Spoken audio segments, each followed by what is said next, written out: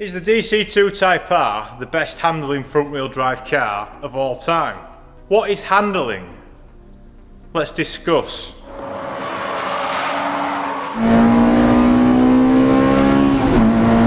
It's a blitz to drive. Is it the best handling front-wheel drive car of all time?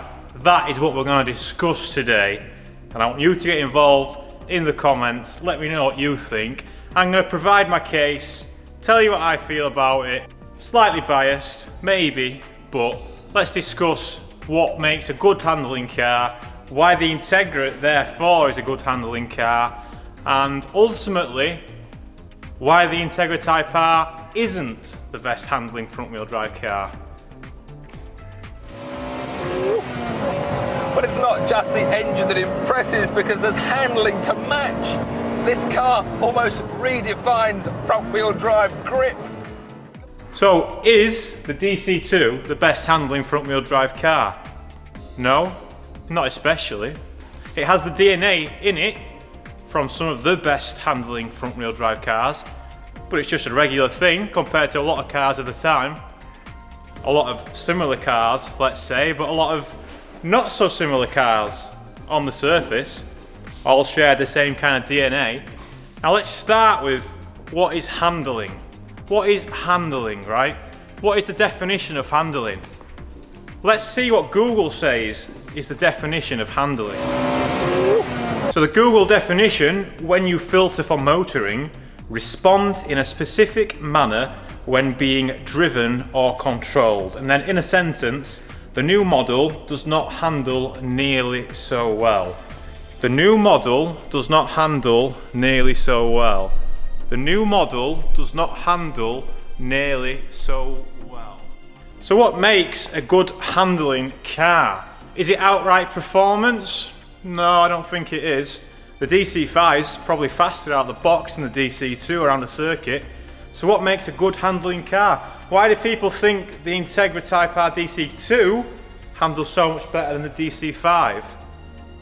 It's the way the car talks to you. My theory of handling is the way the car talks to you. Now there's another tangent we could go down on here to say, well, do I really trust that guy's translation that he's getting through the steering wheel? Whenever I read car reviews or forum posts or, reviews about track tyres or anything like that, whenever I read anyone else's opinion on how something changes or affects the handling of their car, I think, what do they know?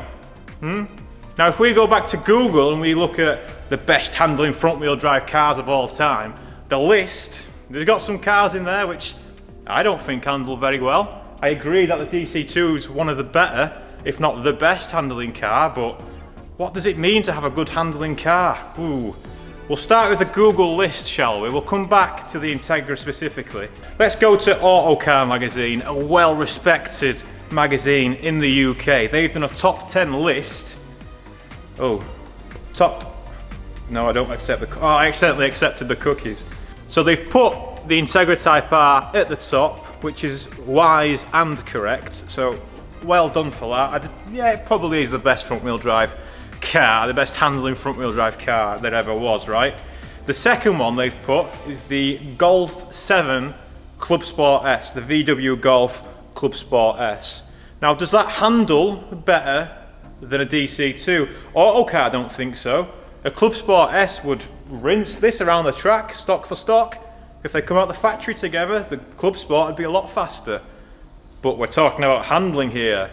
Handling is subjective. We know what subjective means. It means anything. Anyone can say anything about it and then, oh, it's just my opinion, man. That's just like your opinion, man. Let me tell you something, Pandeo. Now let's try and narrow that down to a bit. We're talking about what the car's telling us. Now what does a Golf 7.5 tell you when you're driving?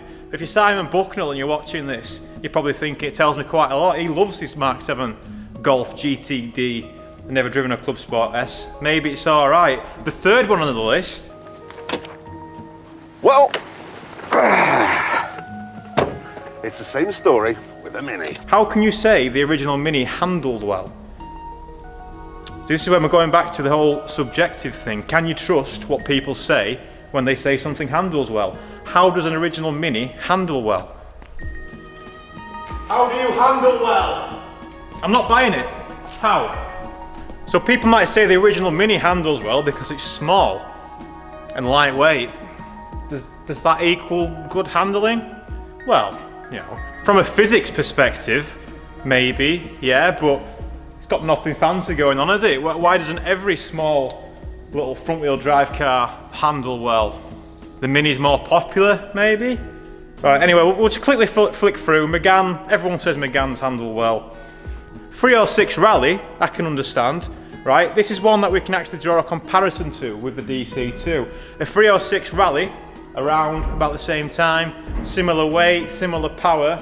Now, why have they put the 306 Rally at 5th or 6th down the list and they put the Integra on top?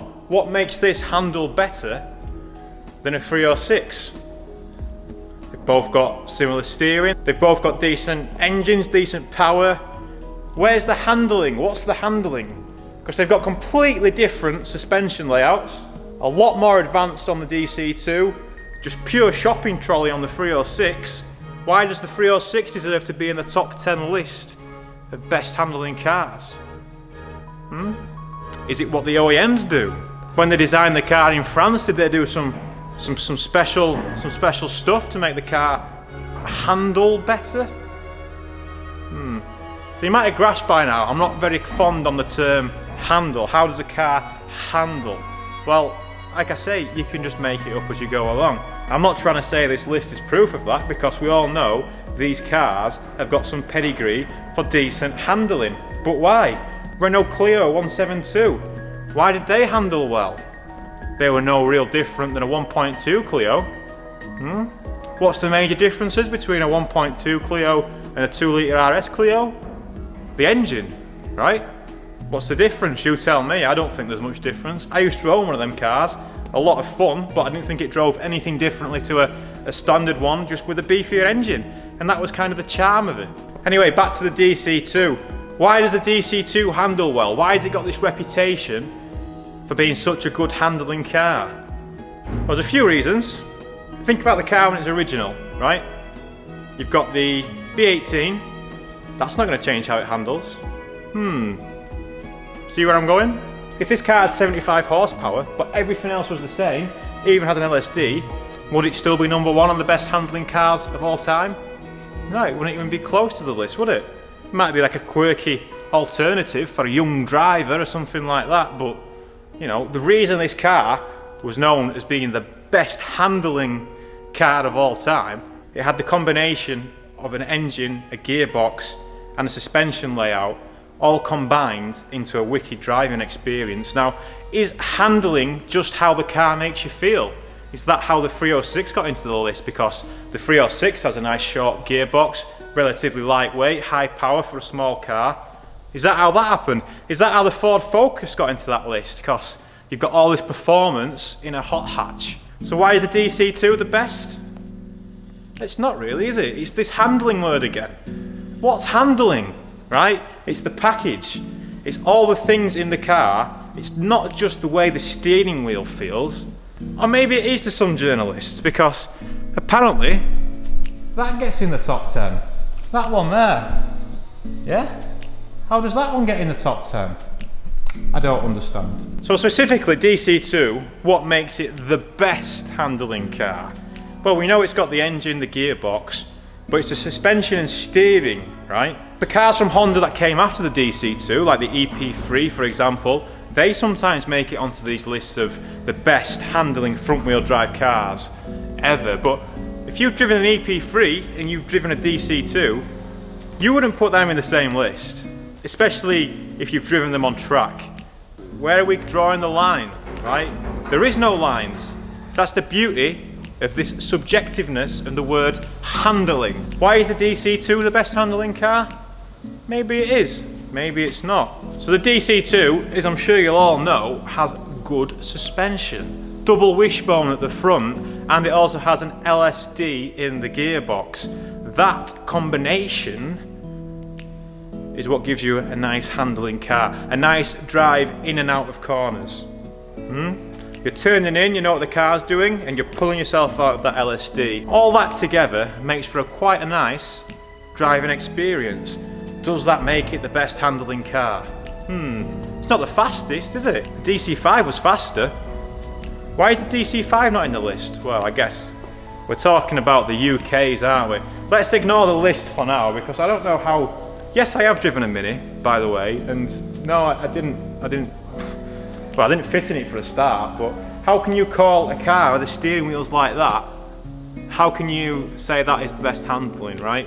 You've barely got a handle on it. Is that meant to be, you're going to crash and die, that's what makes it fun and handle well? No. Why is the Saxo VTS not in that list, but the 306 GTI is? It's basically the same package shrunk down. If it's the same package shrunk down, then that means that smaller is better, just like the Mini, the Saxo VTS should be in front of the 306, or at least the 106 Rally.